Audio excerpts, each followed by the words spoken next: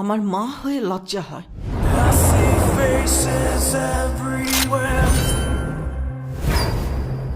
I see faces everywhere. আর তোমার ছেলের বাবা হয়ে এতটুকু লজ্জা হয় না?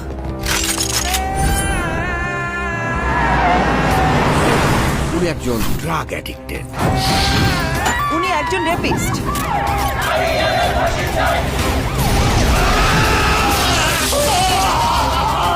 আপনার ছেলে একটা জানোয়ার।